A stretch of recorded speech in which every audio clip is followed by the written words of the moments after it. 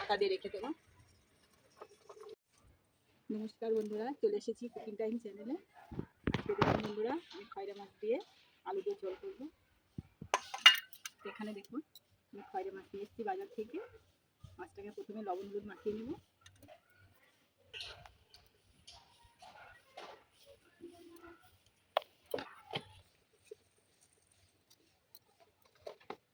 সর্ষের তেল দিয়ে দেবো।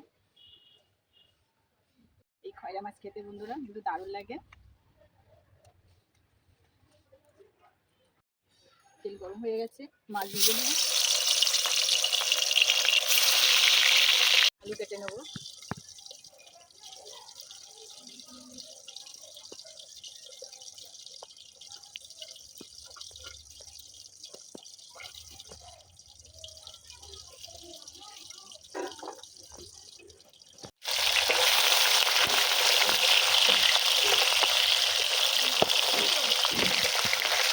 আদা আর জিরে বেটে নেব।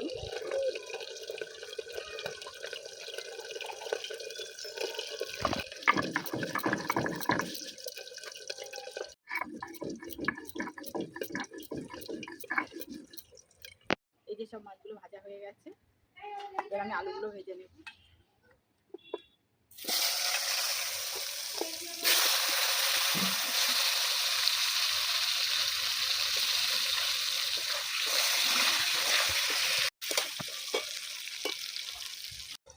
এই যে বন্ধুরা, আমি এখানে একটু সর্ষে ব্যবহার করবো, তবে কালো সর্ষে ব্যবহার করবো না, এখানে আমি হলুদ সর্ষে ব্যবহার করবো।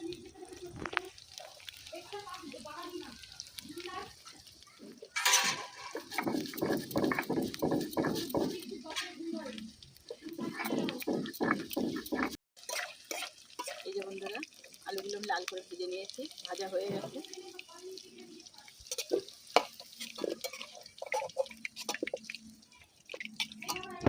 এই তেলে আমার একটু তেল দিয়ে দেবো, জিরে ফোড়ন দেবো। এখানে আদা বাটা দেবো, রসুন বাটা দেবো, জিরে বাটা, লঙ্কা বাটা দেবো,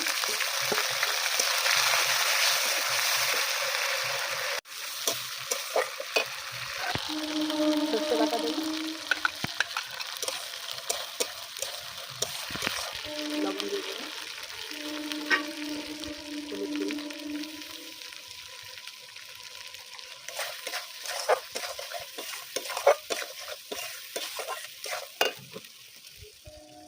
ভেজে রাখা আলু দেবো। ভালো করে কষিয়ে নিতে হবে। এই যে বন্ধুরা, কষানো হয়ে গেছে, দেখুন তেল ছেড়ে দিয়েছে। এবার একটু জল দিয়ে দেবো,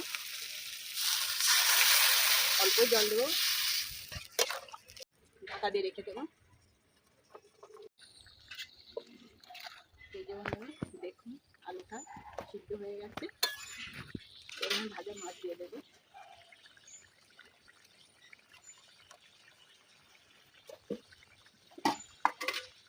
খয়রা মাছটা খেতে কিন্তু ইলিশ মাছের মতন লাগে। খয়রা মাছ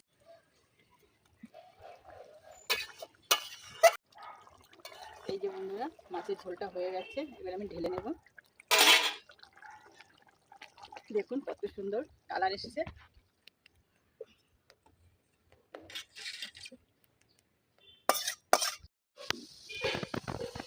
ধনে পাতা ছড়িয়ে দেবো। দেখুন বন্ধুরা, মাছের তরকারিটা রেডি হয়ে গেছে। তা কেমন হয়েছে বন্ধুরা, খেয়ে দেখবো।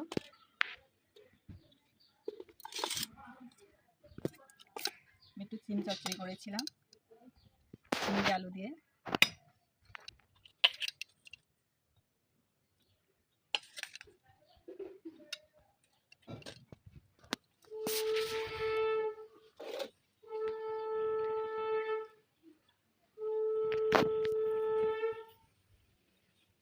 সিমের তরকারিটা বন্ধুরা ভালো হয়েছে।